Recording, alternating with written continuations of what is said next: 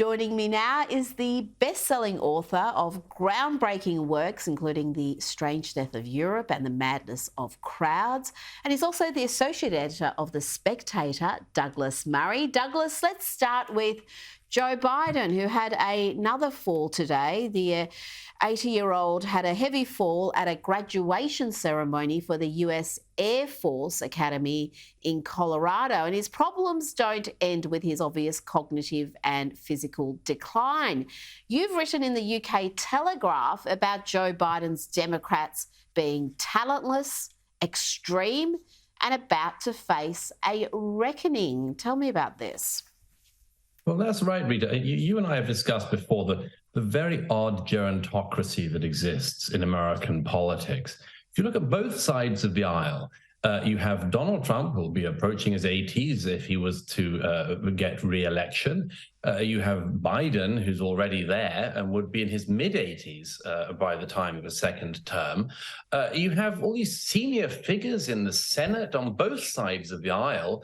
Dianne Feinstein most recently wheeled in on a wheelchair at the age of 89 into the Senate, a very distinguished Democrat senator. But there's something very odd about the gerontocracy of American politics. It doesn't exist in Australia. It doesn't exist in Britain. It's a phenomenon of American politics in recent years. And that's why I say in that column in the Telegraph that what would really be interesting for this race is not to remain with the gerontocracy race with, Biden versus Trump again, but go down a generation in both parties, go down to DeSantis in the Republican Party, go down to Gavin Newsom, the Democrats, and you've got a real debate. There will be no real debate if it's Biden versus Trump. We could all sing how that will go. We know how it will go.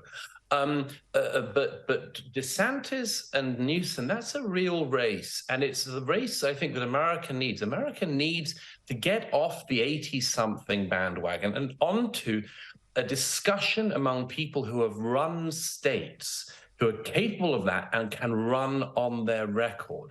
I think this is way overdue, and it would be very, very healthy for American politics if it could get there. And you couldn't get two politicians who are more different. Yeah, they both run major states, big states, California and Florida, but very differently. Florida and California may share, warm weather and beautiful beaches, but that's about it. So it would be a real ideological battle, that one. That would be fascinating. Now, let's go to the UK, your old alma mater, Oxford, where women need police protection plus private security, apparently, because you can't say outrageous things anymore, Douglas, like women don't have a penis. That gets you into all sorts of trouble. That's Professor Kathleen Stock we're looking at there, looking like a completely unbothered boss, I've got to say. She faced all the hate and vitriol from the usual tolerance mob. But the hopeful thing here, Douglas, is that there has been a pushback against this suppression of academic freedom. We had the PM, Rishi Sunak, backing Professor Stock, and he said, the rights of a vocal few should not be allowed to stifle debate. I mean, that is a development in the right direction. I think it is. I think it's a positive development. It won't solve the problem on its own. Of course, the government in the UK has set up a special representative to look into the issue of free speech in universities across the UK and the ways in which academic freedom is being trampled upon. Kathleen Stock is an extraordinary person, an extraordinary woman. And in one way, I'm glad that she's come to the wider audience she deserves. I'm just sorry that it's come at such a personal cost to her of people harassing her, chasing her, trying to intimidate her and bully her. Kathleen Stock is a left-wing feminist of the old school, and by old I don't mean to diminish for age reasons. I don't want to be accused of ageism. I mean that the sort of feminists that you and I, Rita, grew up knowing of, principled. One might have disagreements with them on certain things. Kathleen Stock certainly to the left.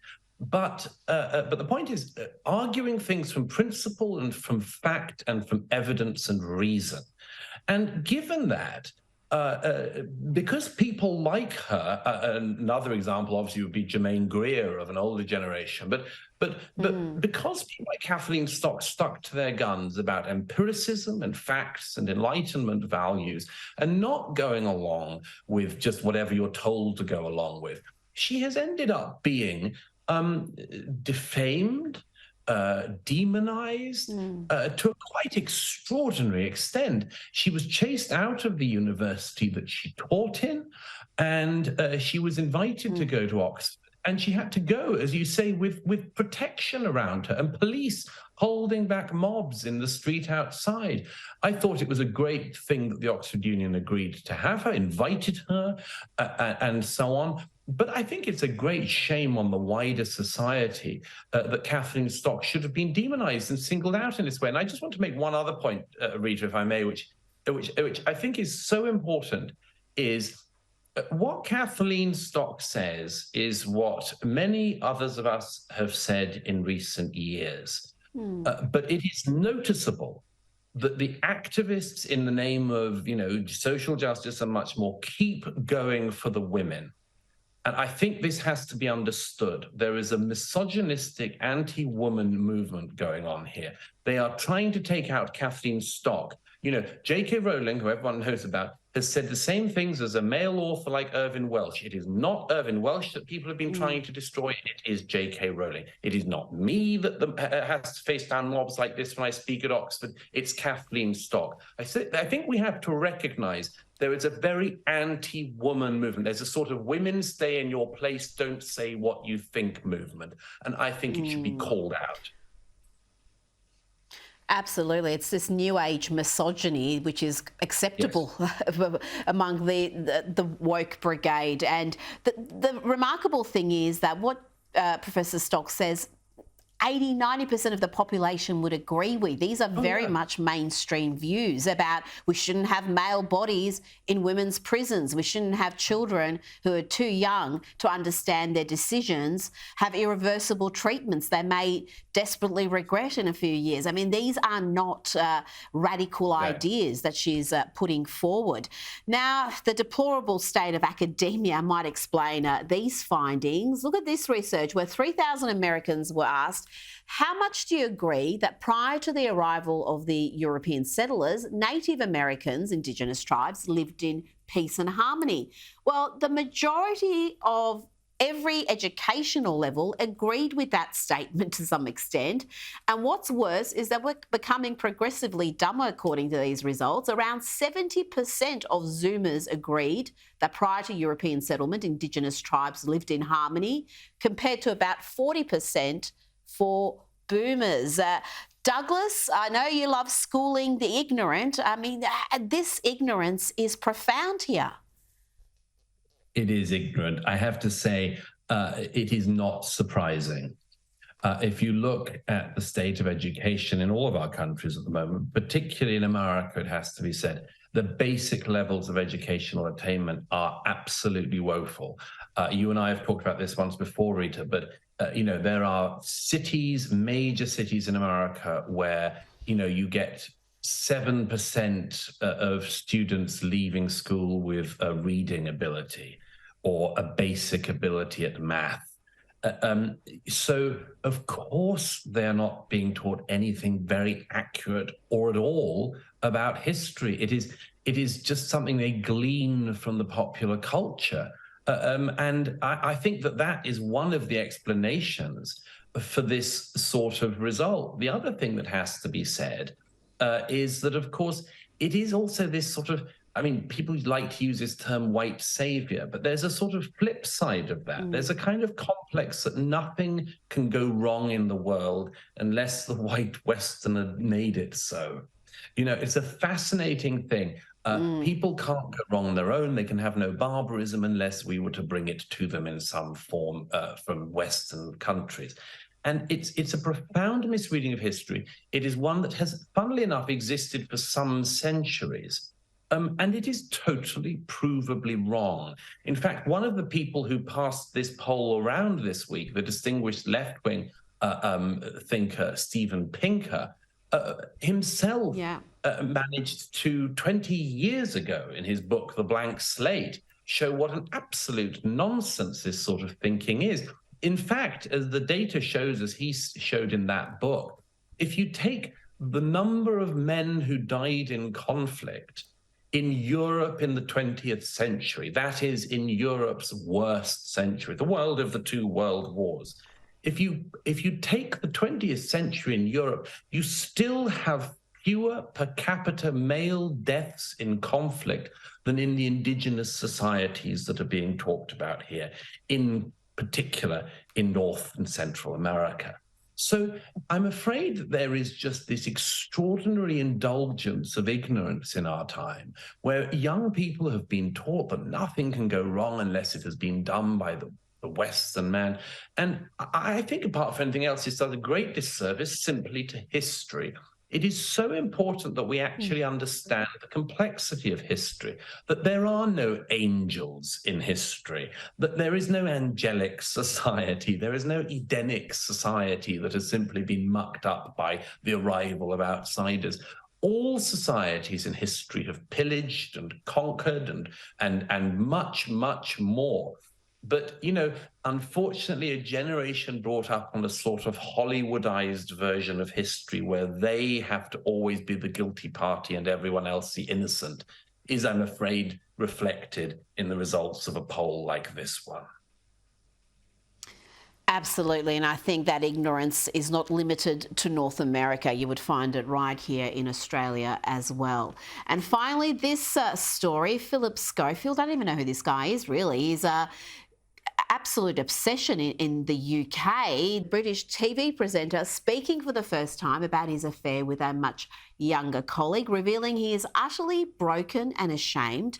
But he stresses, Douglas, that he did not groom this young man. Now, I know you've written about the UK's obsession with this story. Why are so many invested in this salacious tale? It's a very weird one, Rita. I can only reassure viewers in Australia that however degraded they think parts of the Australian political debate is, at least it isn't where Britain is.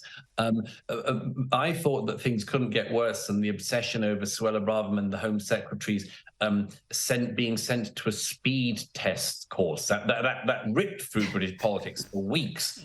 It's been overtaken by this morning television presenter who presented a morning show with a colleague of his, where they got about 500,000 viewers a day, which in British television terms really is very small. About 1% of the population ever watched this show. His personal life details have been spilling out for some years. My own view is that, you know, people's personal lives are their personal lives. If it was shown he did anything illegal, that would be a different matter, but that hasn't been the case so far. However, there has just been this obsession in Britain about this story. My own explanation is that it is all a great distraction. And I think that we all have to be aware of this in this era. You know, there's this endless game of sort of taking people down, tearing people down, getting a politician who's done something minor and blowing it up into a career-ending thing. With this, we've moved on to morning television, and it doesn't seem to me to be healthy. You know, the UK economy has only just missed recession again. We have massive inflation. We have terrible cost of living crises. We have unaffordable housing. We have immigration at historic highs and much more. And the government and the Labour Party opposition don't seem to have any answers to any of this thing. And it seems to me that as a result, the British public and media have decided we'll basically talk about morning television. Well, I think that's not a great answer. There are much bigger things in our time. And I think that anyone who really wants to know what's going on should do what they always say you should do when looking at magicians. Watch the hand you're not meant to watch. We're being encouraged to engage in tittle-tattle about totally insignificant figures.